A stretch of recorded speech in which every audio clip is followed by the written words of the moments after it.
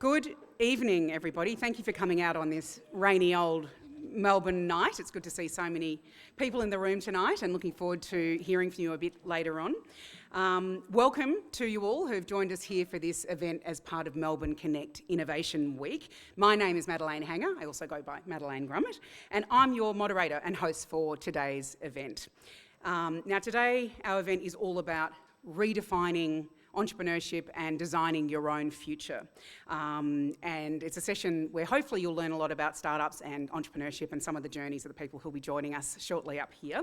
A reminder that today's session is going to be recorded and shared with you post-event. We're live streaming to the world, so be on your best behaviour, and we will too tonight.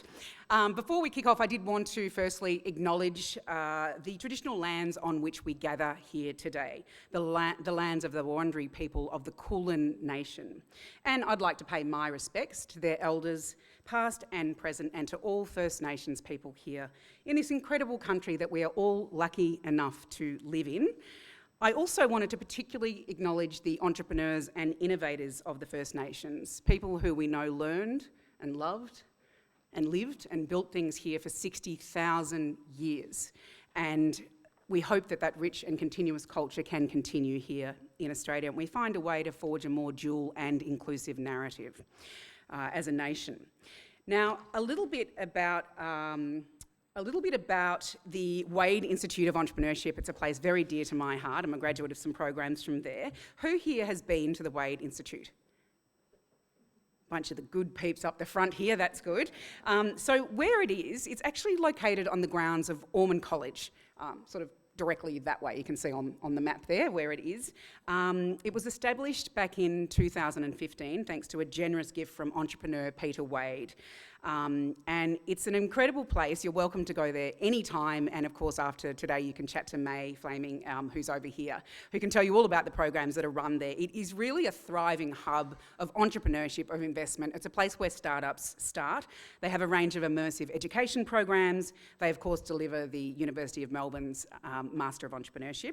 VC Catalyst, which is an investor education program. I'm a graduate of that. I'm happy to talk about that experience as well. And professional development programs for educators so they can teach budding entrepreneurs about startups as well. So a really thriving place that you're all very welcome at any time to come and to engage with some of the events that we have running there throughout the year. Now, as I mentioned, one of the things that the Wade Institute hosts is the Master of Entrepreneurship, and you will hear a little bit more about that tonight. I did this course back in 2016, the inaugural year, and went on to co-found some startups, and it really was the genesis of my journey into entrepreneurship and my career pathway in that area. It's co-delivered by the Wade Institute, but it is a University of Melbourne Master of Entrepreneurship, and it's really designed to equip you with the entrepreneurial skills, networks and mindset to make your mark on the world. Now, in the Masters, it's a hands-on immersive learning course, so a lot of practical learning as well as the theory. It's really how you learn to develop new businesses, products, services or processes, create value and generate revenue growth, of course, through the latest entrepreneurial practice and action. So in the course, students learn about world-leading concepts, frameworks, and the tools and techniques to identify and successfully implement new business opportunities. So it's really hardcore in terms of being able to get your hands dirty and actually build things inside that course and test them and be very well supported.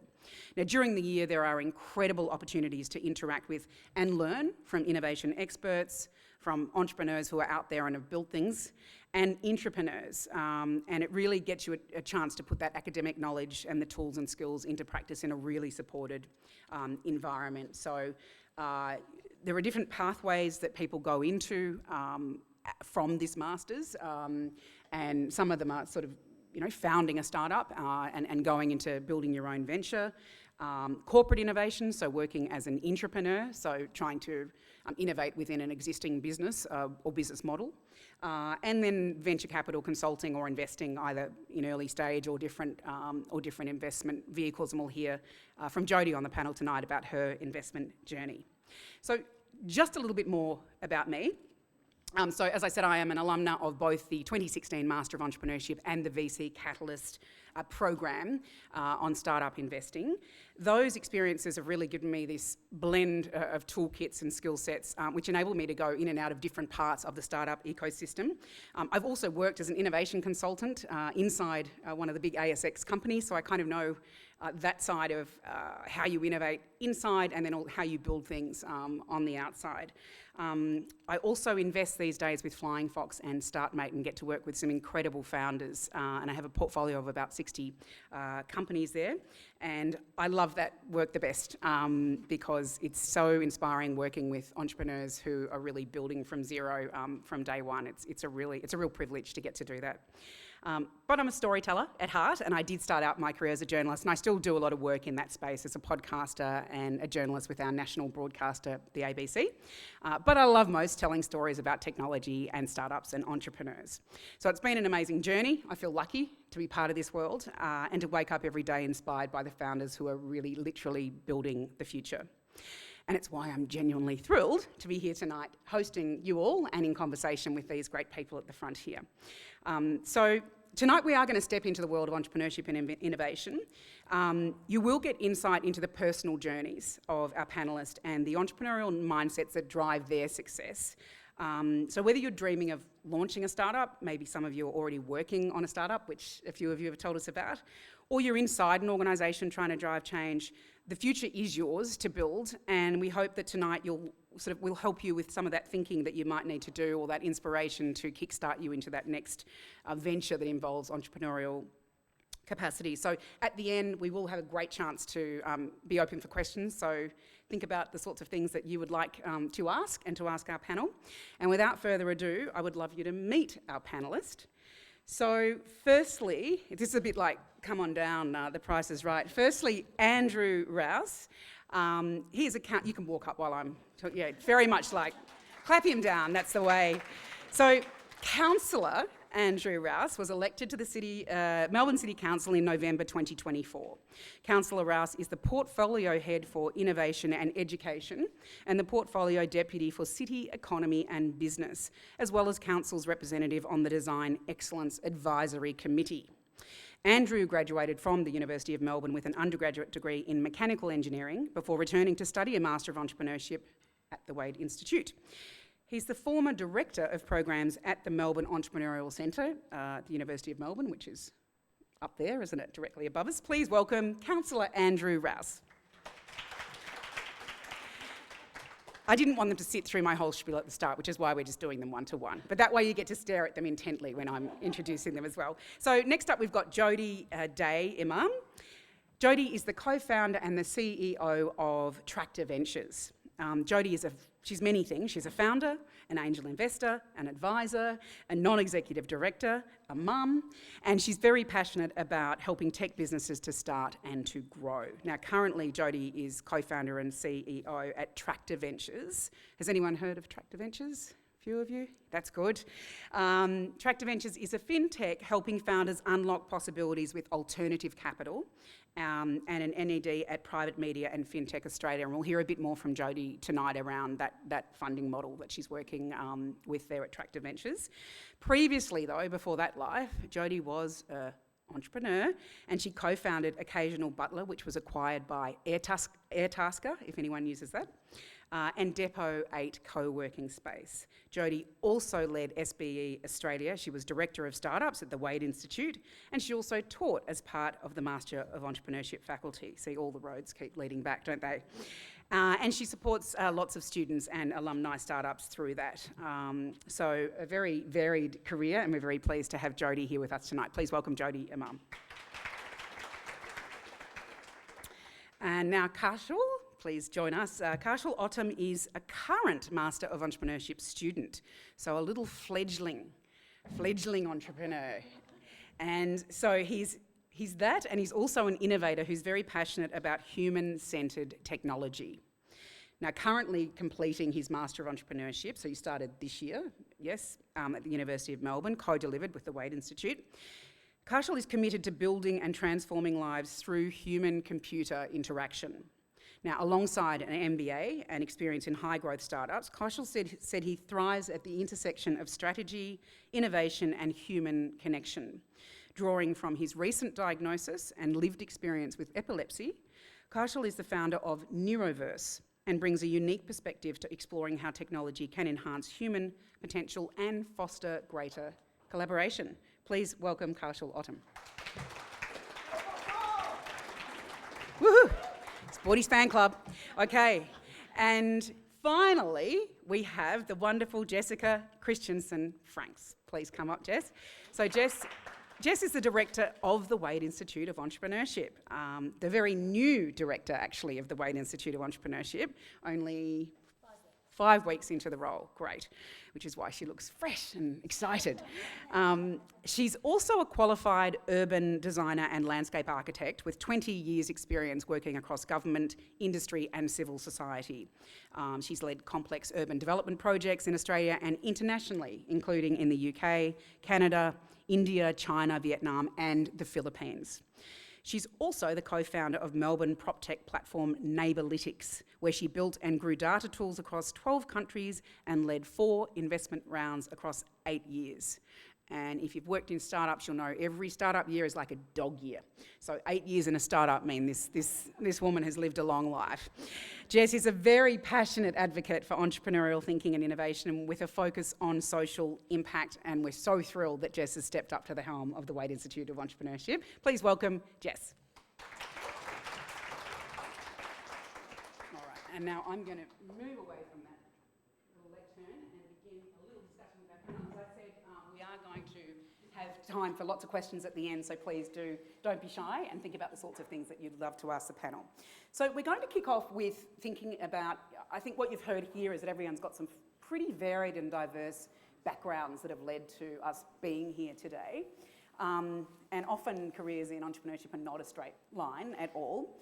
And so I'd love to start with where it all began, the journeys into entrepreneurship. So let's kick off actually with you, Jess. You started off as an urban designer. Yes.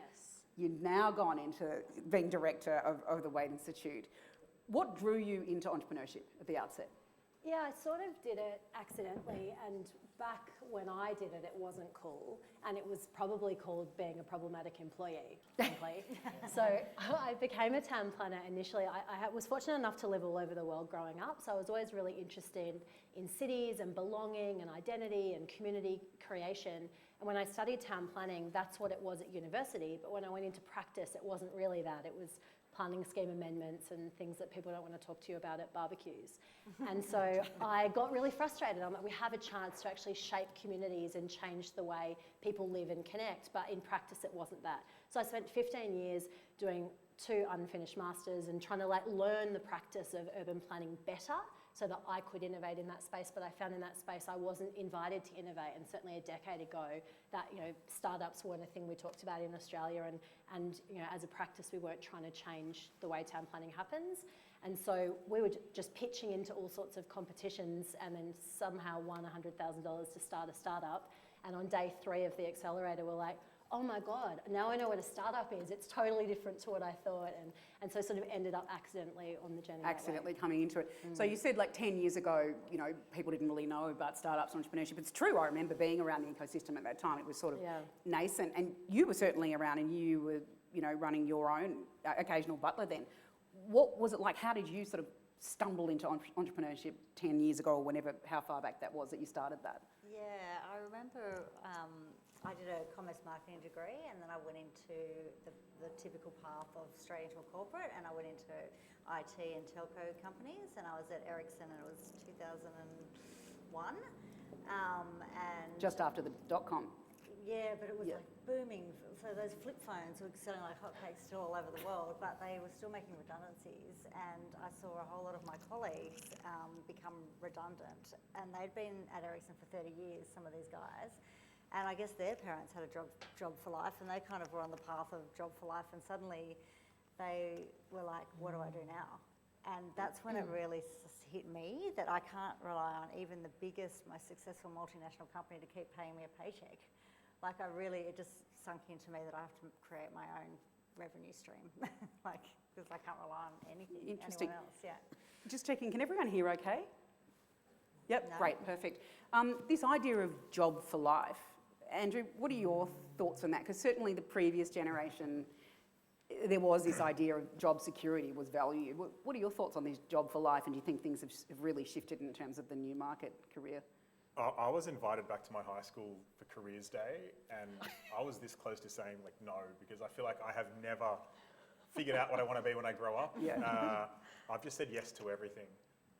And so I think we see that more and more as time goes on, is people being more selective in what they want to do and how they want to spend their limited time on earth. So having that set career of, oh, my dad's a policeman or my mum's a school teacher, I feel like there's just something that younger generations just won't have anymore. Yeah. So it's really evolving how people approach work, but I think it's really interesting because people are so much more passionate about what they do, and people don't settle as much now for things unless they're really passionate about it. So I think it's a really exciting opportunity as society evolves through that as well. Definitely. I think, that's interesting that, that you've chopped and changed to different roles and said yes to everything. Now that you're in a government role, how do you bring an entrepreneurial mindset into that environment? Really good question, and I think it's recognising and taking the small wins and the small steps. Look, I think... That was very diplomatic. Entrepreneurial world, we love to say, move fast and break things. Government, it's like move cautiously and file things. And there is very good reason why government moves slowly, and the checks and balances is super, super important, because it would be so easy for someone to exploit if that wasn't there. So these things are there for a reason. Yep. But even today, for example, we've really overhauled what we're doing in terms of our support for the innovation ecosystem, and there's lots of big announcements coming up in the near future, Innovation Development Fund, and some all sorts of exciting things that will be happening with the approval of council. Don't want to jump the gun there. But even then, we're looking at how we give grants out. And the approval process, it might take 6 months from a grant application to the approval. And in government time, 6 months is really quick, that's nothing. But in startup world, that is ages. The startup might not be around anymore. So making sure the way that we operate can actually integrate with the startup world is like number one. Let's just get that right, and then we can move on to stage 2 going through. Yeah, and you're right, like the velocity of startups and the notion of time inside a startup or years spent is very different to inside traditional or legacy business models. Kaushal, you're right at the start of your entrepreneurial journey. You did an MBA, and now you've come in to study the Masters. Why did you decide to do that? What changed in terms of the pathway you thought you were going to go on, and now you're on the entrepreneurial pathway? Yeah, I think there's been a couple of reasons, right? I think MBA is more of your traditional consulting degree. Like, you do an MBA and then you kind of get into, the groove of a Big Four job. So I kind of landed in Deloitte. And then I think prior to that, I had my bit of an entrepreneur journey where I was like building games, right? And that was like, so I built a game that did about like 3 million downloads, like straight up.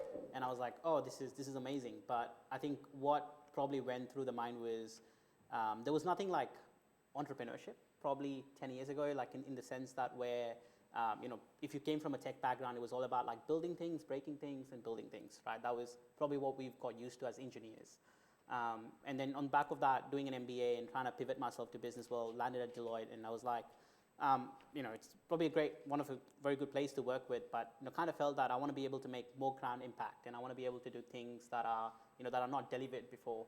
Right, and wanted a more of a safe space kind of approach, and came across Wade Institute, and it's been great 6 months journey in terms of playing around with my ideas, but also the support that it offers, and fantastic alumni that we've got right here at the panel, and many more. So I think it's been great playing around that space.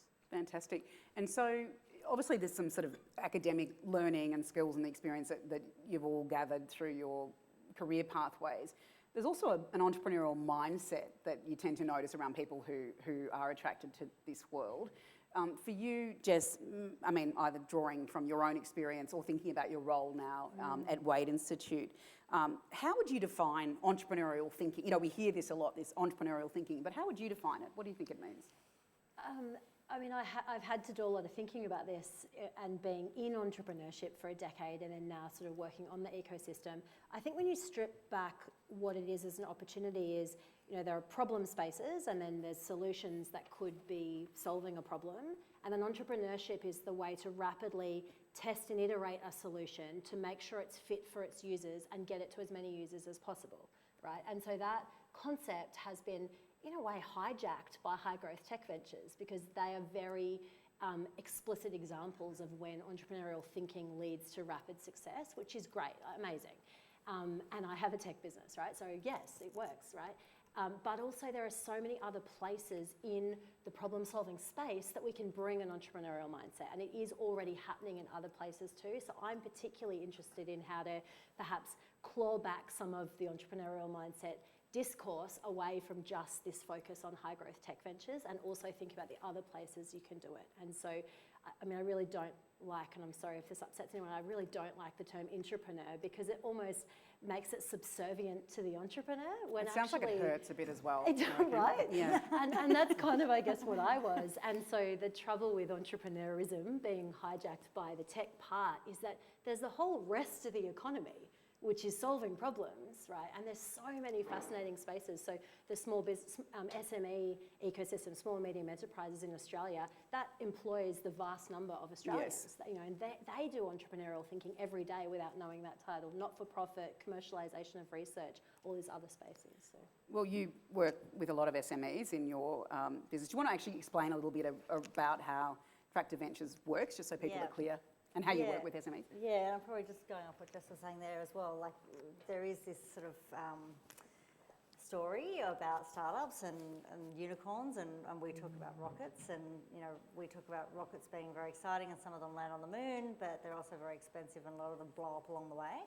And through my experience, my co-founder's experience, we've seen a lot of that carnage over the last 20 years, and we wanted to create a different type of capital for those tractors, or those more, you know, sustainable type vehicles that are going in on the pace that suits them too, because not all founders want to go on that journey to the moon either, and most VC companies will only back one in 1,000 anyway.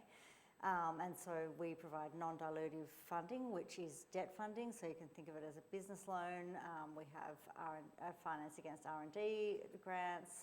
We have a line of credit, like an overdraft, like you might get from a bank, and term loans. And the difference between us, I guess, and VC and banks is we like to talk about, you know, we're for companies that are too spicy for banks. Banks can't understand how to assess. And when you say spicy, too risky? Too risky. Yep. Can't understand the risk of a technology company, or where they might get some collateral back on that lending, and not spicy enough for VC. So just not that, you know, that one moonshot. And so if you're not either of those, then we sort of serve that middle ground of companies that we can understand as tech founders ourselves, and we can assess the risk and provide that lending. Okay. You mentioned risk before. That's something obviously with taxpayer funds, you do need to manage that risk. How do you balance that risk with innovation and entrepreneurial thinking? How do you mitigate and balance the risk element to actually taking some of those shots to drive innovation? I think it's a really interesting one, because we've seen some really great examples at the state level with Breakthrough Victoria making investments, and then when the investment doesn't turn out to be a raging success, the media just loses it and goes crazy. And it's one of the things I think we're really trying to change internally at the City of Melbourne, is how do we not only embrace that, but think differently in the way that we do problem solving. There's a really important part of that that needs to be kind of spread through our comms and media to say, hey, we're going to try some new things. Some of them will fail, but we're going to focus on the ones that work really well and kind of spread that across. And I think we need to take people on that journey. And I think that's a really, really important part. But you're absolutely right. When you're playing with the taxpayer or ratepayer dollar, you are held and should be held to a different standard.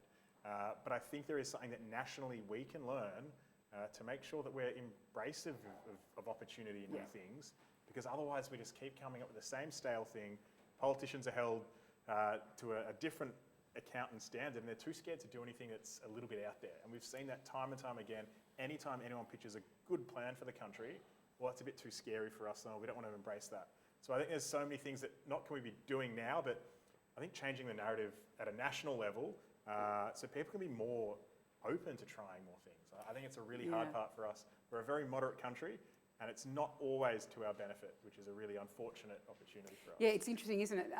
There is quite a lot of conversation about, you know, does Australia think big enough? Is there something around our collective psychology that we hold back from, you know, taking enough bets and being audacious enough, you know, like that Silicon Valley mindset or other places. So yeah, we are a bit risk averse, we are a bit tall poppy, moderate, but having said that, we punch above our weight. We've got a really thriving, ecosystem of startups, and there's some incredible work and great companies that have been built right here. So I think we need to keep talking about those and recognising there's some extraordinary work going on, and all of these pathways and people like you who contribute to that. Thinking about sort of finding good problems to solve. Karshal, you're immersed in the startup ecosystem now. What solutions are you excited about? And maybe we could hear a little bit about what you're building yourself within the Masters. Yeah, what I'm building is Neuroverse, of course, and I think it's on the back of my own lived experience with epilepsy this year. I've come down with epilepsy this year, no prior background in family history and all of that, and I think it's definitely been a challenging time around the journey, trying to navigate all of that through. But I think that's when the entrepreneurship mindset, luckily enough, being part of the course, did kick in to see what other solutions that we could probably explore, right? And then I've kind of went back through my research lens, and then we've decided that is there a lot of information about brain health that's available, right, for the audiences? And throughout the research that we found that it does, but it lives in the labs, right? It lives in universities, the labs, and in the institutions, or the hospitals, or the clinicians, right? But we want to democratize that, right? We want to make that accessible to people, and we think, and I think personally that everybody, deserves to know, how healthy their brain is, right? And you got to get to track that, just like your Apple Watch, your Whoop, and your Fitbit, right? That you measure your steps and your calories and whatnot. And I think it's equally important to measure, how healthy is your brain, right? And it's a lot reactive right now. It's only you kind of get that checked up only when there's something wrong with it, and we want to make it proactive, right? So how would you do that? Is it building a scan product, or what are your thoughts around what that solution might look like? Or are you not quite there yet? Yeah, well, there's a couple of solutions that we're exploring at the moment, and there's one that is, at 99.99% that's about to be locked in. So Singapore did really well. The NUS at Singapore, they've done a lot of research into wearable technology, and they've produced a headband that could get the data. Oh, yeah. So we're in talks with them to see how we could play an integral part in terms of not only commercialization of it, but also a partnership and adding that entire software architecture layer. Taking that research paper into an actual production level. And there's also a couple of solutions that we're and I think that's the great thing about validation, right? What we're doing right now, part of our unit is. Is it durable, feasible, and viable, right? And we want to get it at a very affordable cost, right? And the quickest way possible. And especially when you're dealing with medtech regulations, TDA approvals and all of that, right? We want to be able to ensure that, what we're supplying is quality data, but at the same time, right, the solution has to be viable enough. And so it's a consumer product, but in a hospital setting, it would be in a healthcare or a hospital setting that it would be used, or is it direct to consumer? It'll be a consumer product, and we will be loading out with clinicians. But then our vision is to make it accessible to everyone to be able to track the brain health. Okay, amazing. Well, looking forward to following the journey as you build and continue to learn and validate through the remainder of the year. So, Jess, take us back to when you, if you don't mind, started Neighbourlytics. You obviously had a data-driven company, which is now heavily reliant on AI. And you scaled to 12 countries, I think was the number. So when you were first building that product, how did you go about sort of taking that, recognising there was something there that you wanted to solve, and then actually beginning that process of build like Karshal's been doing? Yeah, well, I think, and I was speaking to other people in this room before we started, that I didn't know how hard it was going to be, and that helps, right? If you did, you wouldn't do it. Well, if I did, I wouldn't have thought it was possible, Yeah. right? And certainly the first data scientists we hired were like, this actually shouldn't be possible. But because I was a sort of ignorant town planner, I'm like, well, how hard could it be to just make data about how people live in every moment of the day and do it globally? But what we were interested in was, I think because we were in an accelerator that was about high growth ventures, so being shown the ambition that's possible when we don't have to bootstrap, right? Because if we were just trying to bootstrap, we would have been looking at where's the first revenue and then how do we solve for that, and not necessarily thinking about how to get bigger. And just, sorry, in brackets there, bootstrapping, for those who aren't familiar with the term, is... It means that you operate really lean and you earn money and spend it as you go. So you don't get into debt, you don't take on extra capital, you just sort of earn money and grow organically. It's how most businesses do it, right? Which can hold you, it can hinder your growth. Exactly. You don't get that injection of capital to be able to sort of scale To and go capture the fast. market more quickly. So early on, we're like, look, we think this is a land grab. It's only a matter of time before someone else realises now that life is digital, it's actually easier to turn that into data about how people live, what they value, what they love. And so it was a bit of a land grab of us to sort of scale as fast as we could. And so we started off with globally ubiquitous data. So we didn't want to use government data sets, partly, but we didn't realise yet how hard No they would be offence. to work with. What, do But you where like did the you- City of Melbourne data? I don't know if it's Where did you anyone's get your We're good at it, actually. data sets? Like, where were you getting your data so from? the premise was, we were trying to do, say, in my consulting work previously, an analysis of like Federation Square. Like, what do people love about Fed Square? Well, you can go to Fed Square and ask them, but does anyone stop when someone's holding a clipboard and trying to talk to you? No one stops and talks to any researchers, right? So that was my problem. So what we started doing was going on Instagram and looking at when people take a photo of Fed Square, what are they photographing? And then we're categorising the photos. And then you can say they love the view, they love the events, what activities are they doing, what kind of people are they with. So we don't care about an individual photo, but when you look at 3,000 photos across a month, you get a really nice snapshot of what do people love, why are they there, what do they value. And so like, this must be scalable. If we can find a way to digitise all of this, this is a data set that we can create. And so we started looking at what data is created as people live their lives, and again thinking if we can organise and sort this and capture it, we can find ways, at the time it was machine learning, now we call it AI, but to sort and turn this into practical data. And because we needed lots of different geographies, we wanted to go global pretty fast. And so right off the bat, our technology worked everywhere in the world except for mainland China. And so even Myanmar, we did data in Myanmar and Nairobi to check that the premise of lifestyle data being ubiquitous was true, and it was. And so because we were using these sort of interesting data sets, we could actually do it anywhere and then calibrate from that point. But that was kind of an accident in a way. It was just the data that was open source that we could access. So how long ago was this? 8 years ago. 8 It was years, about okay. 6 months before Cambridge Analytica. I don't know if anyone remembers that, but that was not a great time to be using Facebook data. Yeah, no, I suppose, and now of course we have AI and hyper accelerating both founders' ability to build and then access to data. And Jodie, I wonder, when you think about, is it relevant also to the SMEs that you're working with, but is AI changing the way you think about how much capital a startup might need, given AI can accelerate, you can have leaner, smaller teams and they can do a lot more with a lot less? Is it changing things or not yet?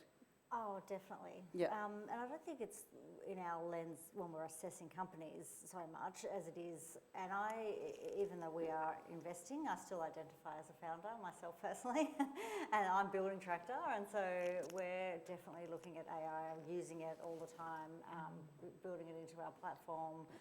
Companies that are coming to us for funding are using it. Like every company we talk to, they are an AI solution or they're using it to make their business more efficient.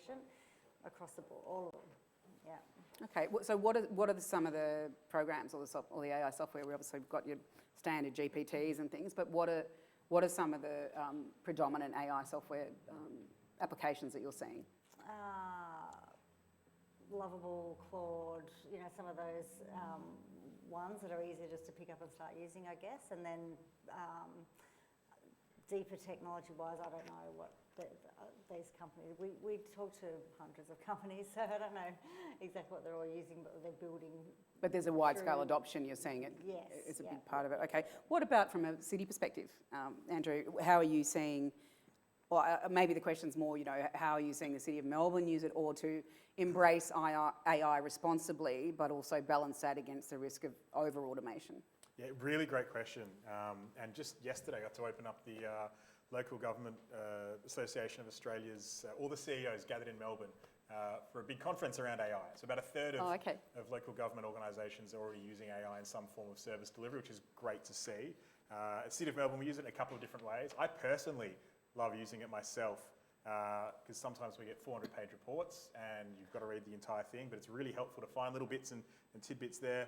Our governance rules is, again, a 200-page document you've got to have memorised off by heart about the 12 different types of motions you can pass, which ones can have debate, which ones can't, which ones can be withdrawn, which ones have right. It's impossible to know. So I've put it into ChatGPT and I ask it simple questions. I want to move a motion.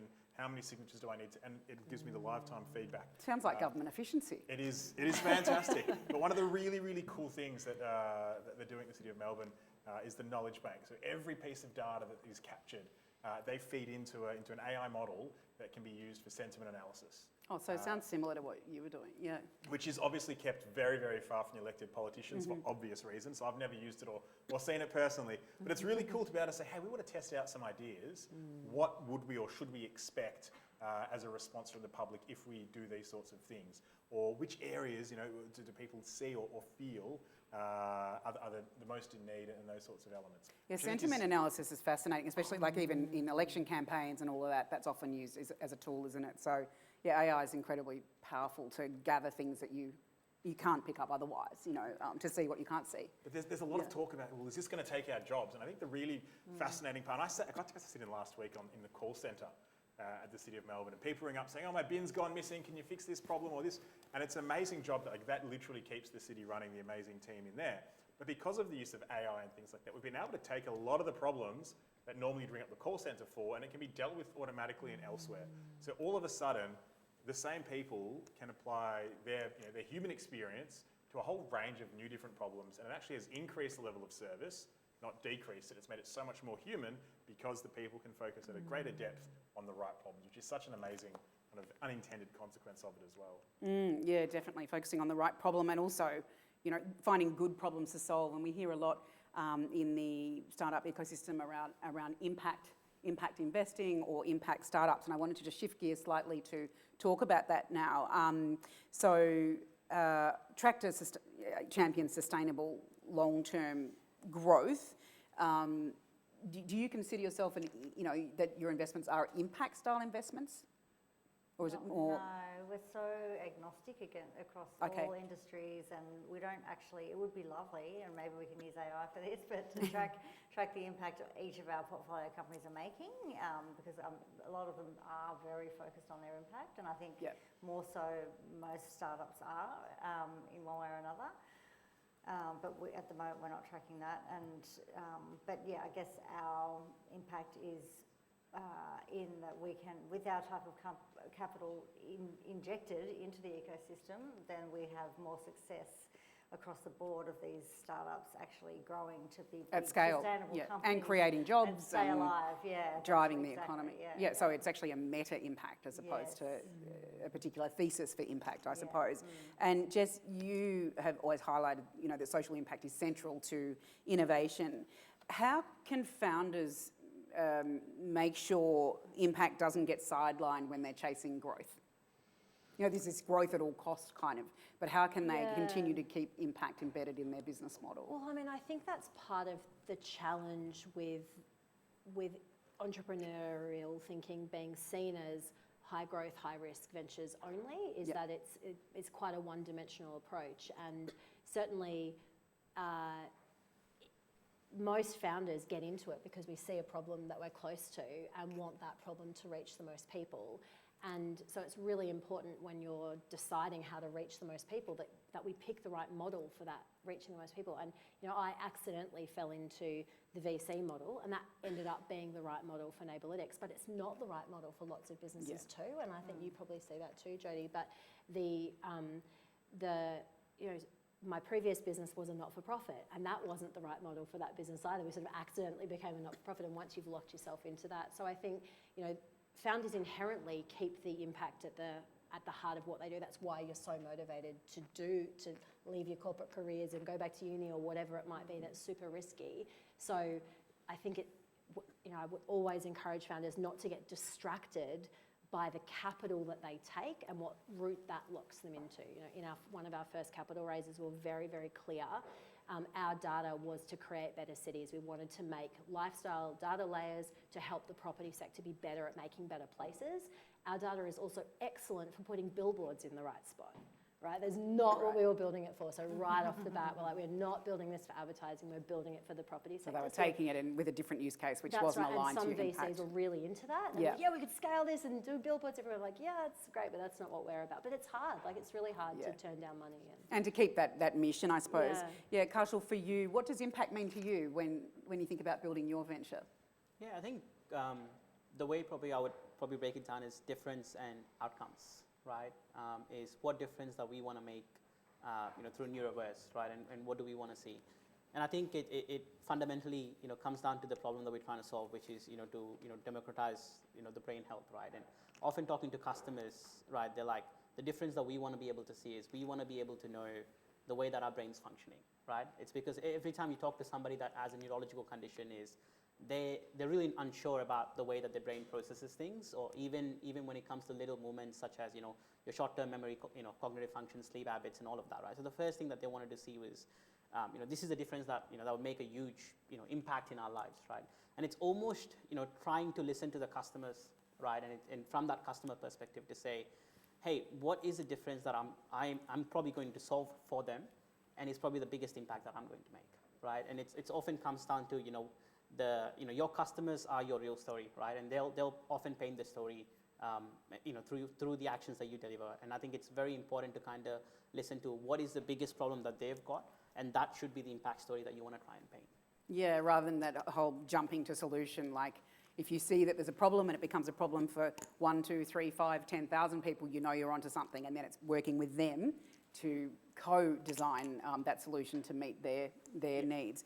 We've just got a couple more minutes, and then I'd love to go to questions, so please have a think about any questions you would like to ask the panel. Before we do, just one little nugget of advice from each of you. Maybe Andrew, we'll start with you. For someone who's sitting here and listened to your career journey and all the things you've done, what's a piece of advice you would give around how you've carried yourself through that and what enabled you to sort of leap from thing to thing and say yes so much? Really great question. Do you want some thinking time? No, I think I've found a real passion in recognising and learning that I'm a better cheerleader than the doer, if that makes sense.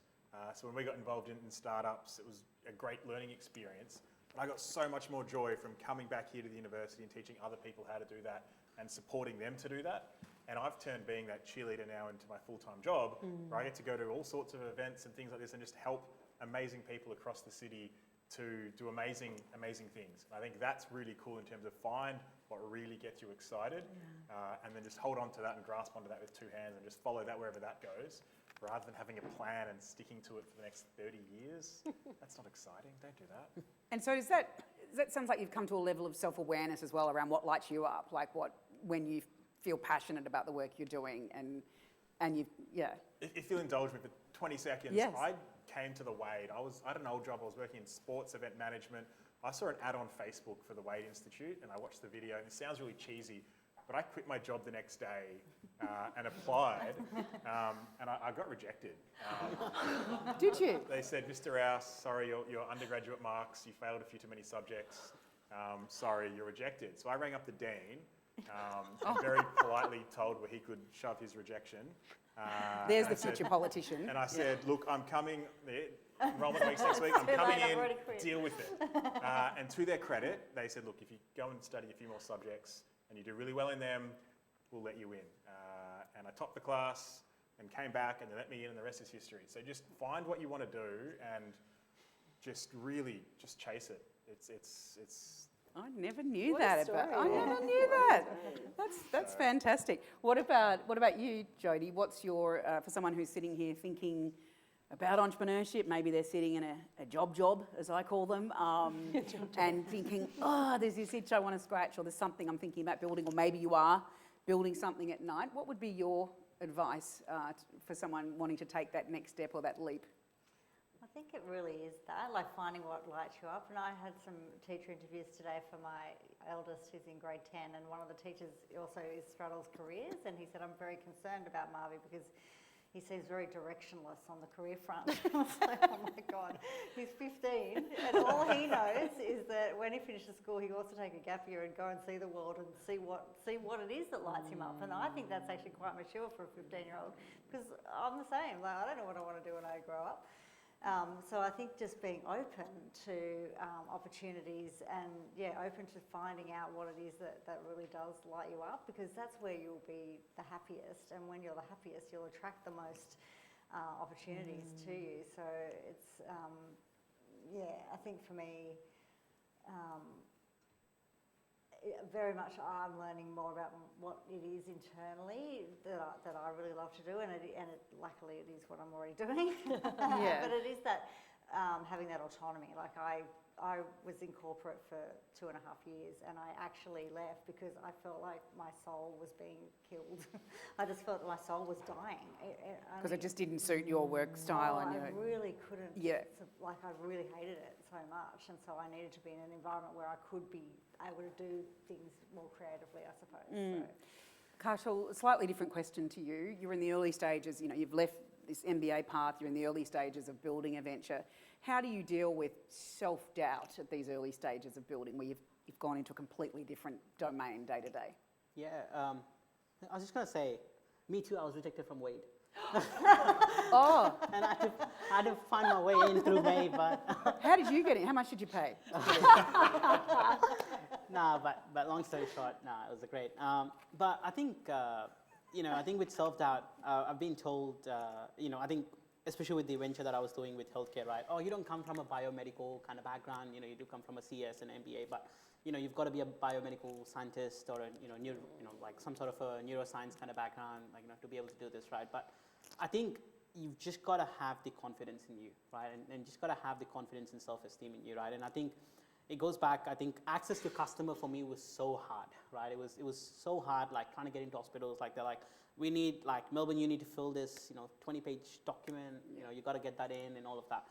And the first thing that I did was went to the campus store, got myself a Melbourne uni jacket, like went in front of Royal Melbourne Hospital, and then I was like, hey, do you have 2 minutes to chat about this problem? Right? And You're a hustler. You're a hustler. Actually had 40 people, like, I did my 40 customer interviews that way, right? And the next thing I did, went to Monash, right? And the next thing I did was Alfred. Did you buy a Monash t-shirt? I didn't, but I was Just next put a Monash. sticker over the top. Yeah. I was ex-Monash, and the next thing I did was went to Halfred until someone said, oh, you can't do this anymore, right? But that's how I actually did my 80 customer interviews, right? Because just going to a hospital was really hard, right? But if you really, really want to do it, right, you just have to do it, and you've got to find a way to do it. And there's a lot of people, you can definitely reach out for. So I think it's when you're always, feeling about self-doubt, look up to mentors. There's definitely been mentors that have helped me in the past, particularly in Wade Institute also. I always talk to Brian, I'm having this customer issue, what should I kind of do and how do I kind of navigate out of it? But I think, there's a lot of ways for you to kind of, do the things that you want to do. And just take the risk, right? Like, I understand, we're a very risk-averse culture, but it's okay. It's always okay to ask for forgiveness and permission. That's. What do they say? Feel the fear and do it anyway. Yeah. Ask for permission. No, what is it? Forgiveness, not permission, or something like that. That's right. Or just turn up at Wade and they'll let you in. And then say, hey, that's right. Say, hey, I'm the director now. Yeah, exactly. So on that note, thank you for listening in and learning as I have from these wonderful people. We'd love some questions. Just pop up your hand. It's friendly. We'll start at the back there. Hi, my name is Hugo. I'm about to finish my MBA at MBS. Either just speak up a bit if you don't mind, or we'll give you a microphone. Oh, Because thanks. of the recording, Can I just say it's University of Melbourne that does Yes. entry. Yes. They call that the way. They spend all their time at way. My name's Hugo. I'm just about to finish my MBA at MBS, and I just recently came across the Masters of Entrepreneurship, and it's something that I wanted to do for a long time. So just one of the last questions, I think you guys mentioned just find what you really like and go for it. But at the moment, I think I'm struggling to find the one thing that I really like, because I come from a logistics and transport background, but I'm kind of trying to figure out a way to use that experience to apply to something else. But how would you guys say you know, how would you find the one thing that you really like to pursue as a business? What would you recommend? Can I answer? Yes. I love that question because it infers in a way that the business is the first part of the decision, but it's not, it's the problem space. So when I stumbled into entrepreneurship, I wasn't trying to start a business, but I was what they call a subject matter expert in a problem. The problem being town planning's letting us down. I hate that it's letting us down. I think there's lots of ways to make it better. And so if you're passionate about a problem space and you dive really into what are the problems, what's the systemic issue, where is the problem manifesting, what's the system that sits there, and therefore what are the levers to change, you come into entrepreneurship or the point where you then start the business is founded in a whole like deep understanding of the problem space, which allows you to then adjust and pivot and think of business model in a much broader way. There's so many people, and sometimes it works, right, that come in to start a business. And we often hear about those because they become the weird tech founder stories that they wanted to create a marketplace for something and then it became Twitter or whatever that story was. And they come in to build a business, and that's fine, but I don't think that's a particularly resilient or interesting way to do it because you're not anchored in a problem you're solving. And I just wanted to myth bust something for a bit. Often when you think about entrepreneurship, it's, someone has a light bulb idea, like a cartoon above their head at 3 o'clock in the morning, and then Airbnb's born. Yeah. It's not how it works. As Jess says, it is about loving the problem, and you don't need to come into, for example, something like a Master of Entrepreneurship with a fully fledged business idea. That's right. You can come in with an entrepreneurial mindset or appetite, and you might have a subject matter expertise, which sounds like you do, but you may or may not end up finding a really cracking problem to try and tackle and solve, related to that or not. So, yeah, entrepreneurship is a process of discovery and iteration, and no one wakes up with Google in their lab, if you know what I mean. It was a bad analogy, but yes. Okay, more questions. Maybe just, you've got the mic there. Hey, thanks for the insights and everything, and really well hosted, Madeleine. Thanks. My name's Dong. I'm an alumni at UML. But one of the things I've heard is really cool is that everyone here has had both experience in the corporate workforce plus the business side of things, and I can relate to that a lot. And one of the things that I think a lot of people can miss out on when it comes to entrepreneurship is how much it exposes you versus just working for someone else. Yeah. Slaving away, Yeah. Get your soul sucked, as Jody talked about. This is for anyone who wants to take up this question, but I'd love to hear a really crucial, transformation in whether it's your character or your mindset that has been really important in your own journeys to get to where you are now at the moment. Yeah, I could probably take that out. I think, there is both pros and cons, right, working in corporate, and you can probably learn a lot, right? And I think a lot of, entrepreneurs that we even know today did have a past experience of working elsewhere, right? And I think it really kind of comes down to, I had a great time at Deloitte. I probably learned a lot. Definitely, a lot of long hours and all of that, but I think I had a great experience there, right? And some of those shifts that I've been able to take away into my own entrepreneur journey while doing the course, I was like, I could probably, when I do my workshop facilitation, okay, these are the key techniques, right? That's where I learned my entire workshop facilitation, right? But even working, within those corporate environments, right, they do kind of teach you, different set of resilience, different set of values, different set of honesty, right? And I think and they could really be a foundational part. And I think, I'm equally thankful for my corporate career that I had, and I think I would also encourage a lot of people to be optimistic, within their own corporate careers, right? And well and truly good, right? Like if you're able to move that shift towards an entrepreneur journey, you'll also notice that these experiences will act as that foundational layer while you're building your own, entrepreneurial mindset and skill set. And it sounds like your soul is intact, which is great. What do you think about this idea of exposure? I think it's a really great question, actually, that entrepreneurship does leave you exposed. You're not hiding behind, a company or a brand. What do you think? You've been an entrepreneur and worked with many. I think it kind of goes back to what I was saying before. Like, if you're not getting up every day and loving it, then you're going to start hating yourself and everything else that you're doing as well. I think one of the biggest things for me and kind of on my personal journey, kind of battling with kind of imposter syndrome, and that's just you've got to recognise that there's probably 100,000, 100 100,000 other people in the world who might be better at solving that problem than you, but you're the one that's actually doing it, so it doesn't matter what they're doing, you're the one that's actually getting in there and doing it. The other side of that is just learning and being comfortable, whether it's at the end of the day, the end of the month, the end of the year, be like, okay, enough is enough. It's time for me to, switch off, get some rest, and be comfortable with what you've accomplished or what you've achieved in that time period. Or likewise saying, no, you know what? I've got other priorities that are more pressing as well. So I think just getting that internal balance is really important, and I have not gotten that right all the time. And I think it's a really important one for people to be able to kind of understand and learn about themselves. Great question. You had a question at the front here, didn't you? Oh, sorry, over there. Yeah, you have, go. Thank you so much. Knowing that unless you love the problem, you're not going to have the resilience to face the constant rejection or people saying no or not today or what have you. When is a good time for the audience to just say, to stop? I'll take it then. Everyone looked at me.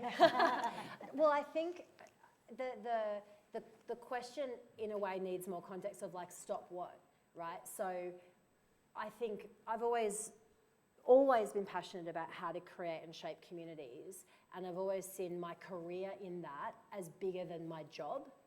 And so there've been points where I've stopped the job to move to a different one, but always been in the same problem space of how can I solve this problem better from a different direction? So if you're in if the question is narrower than that, it's like you're in a venture and you need to stop trying to solve it. That might be because the model of how you're trying to solve it isn't working, and I think if you're genuinely passionate about the problem, it will be easy to let go of that way and then try to come at it from a different way. So I think that's kind of a non-answer. I'm not really answering your question. It's like it's some consultancy we just have Exactly. just stop. Exactly. And so It's not a company, it's a movement, or it's that's not it. a thing for me, or And it becomes problematic when, again, with the sort of heroing of the venture model, we tend to think like, it's my baby. It's not your baby. You've got to be able to kill it, right? It's literally the opposite of your baby, right?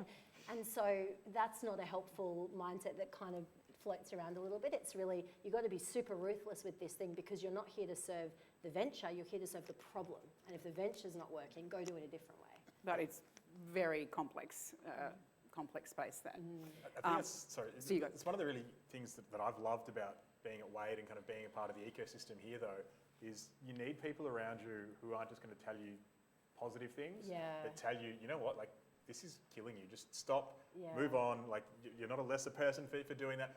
Honestly, just do what you need to do. And people who can tell you frank and fearless advice, because if you don't have that and people say, oh, no, you're doing great, you're amazing, you're like, like it doesn't help you to be continually have that kind of level of support. You need honest advice.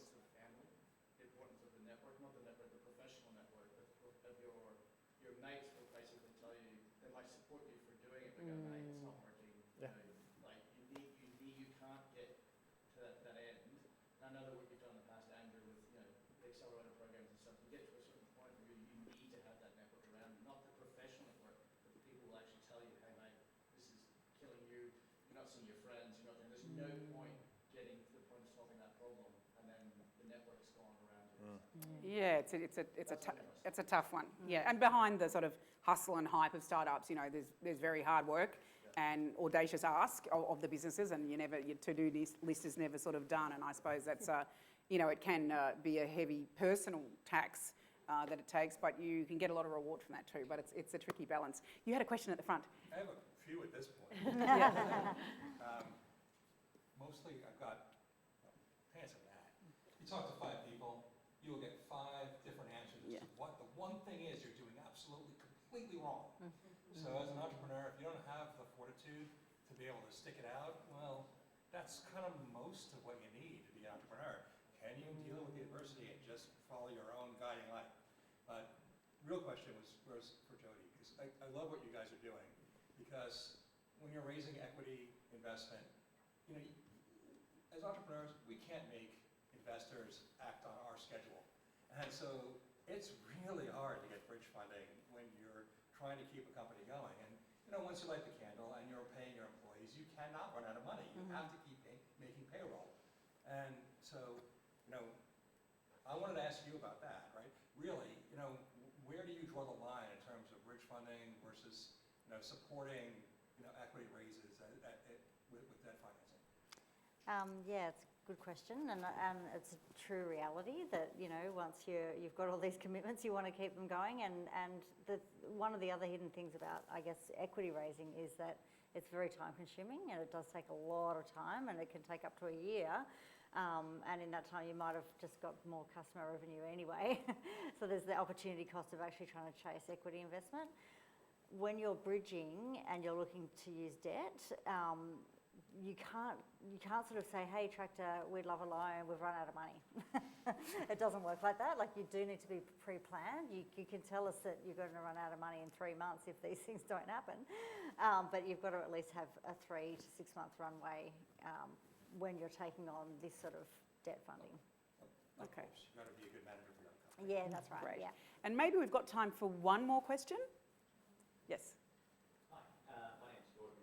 We've touched on the topic a bit of passion, and we hear the expression, find what you love and you never have to work a day in your life. I'm curious how much of passion drives what you do versus you become passionate about the outcome. And where I'm going with this, I'm not passionate about waking up at 4:45 each morning to go to the gym, but I'm passionate having worked out and have seen the results in the mirror. So how much of that passion, process-driven passion versus outcome-driven passion guides your decisions? Can I just jump in at the first part? I kind of go the opposite, and I find if you find what you're passionate about, you end up working every day of your life. You're at the gym 24/7.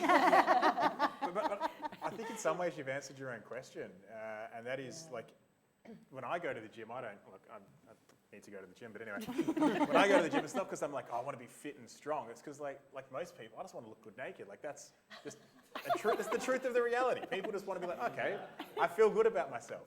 But I think it's about reframing that to find the element of what you're doing that really makes you excited, or gets you jumping out of bed at 5:45 in the morning to go and lift heavy things and put them back down again. And I think that another way of talking about passion, it's not necessarily passion as much as it's curiosity, right? Like, if you're trying to bring an entrepreneurial mindset to anything, it requires you to continuously be asking, what have I learned? What haven't I learned? What else is there to learn? What are other people doing? And that is curiosity. And so passion fuels that, but it's sort of bigger than just loving something. There's plenty of things I love and am passionate about that I'm not that curious about. So I think that's the nuance. If it's something that really intellectually stimulates you and you find yourself connecting the dots and doing that mental problem solving all the time, that ends up happening kind of accidentally. Great. Well, I hope you've gained some great insights into some of the career journeys of the people here tonight, and they've ignited an entrepreneurial spark in you. Please, if you're interested in learning more about either the Master of Entrepreneurship, the Wade Institute, or any of the other programs, you can chat to May Flaming, who's up the top there taking photos, myself, or any of us after we hop off the event tonight. And yeah, thank you for giving up your time to come here on a wintry evening. Now, I'm going to pop up here a couple of barcodes. You can scan those to learn more about the programs that run at the Wade Institute. You can also sign up to the mailing list on the website. You won't get spam, you won't get your data stolen. What you will get is a heads up on all the fantastic events that are occurring around the year, where you can just come and engage with people who are working in this space and learn more about it. We actually have tonight in the room, just behind the staircase there, we have one of the alum of the Masters, actually, Arjun, who has just launched a really exciting fintech. And it's about social impact investing. He's got an app in the market. He looks a bit tired because he's been working around the clock. He hasn't been at the gym, but he would love to. Yeah, he has. He would love to talk to you about what he's been building, so you can actually hear from him firsthand. And of course, you can also hear that from Karshal. So thank you again tonight for your attendance. It's been wonderful to be here with you all. Thanks, Matt.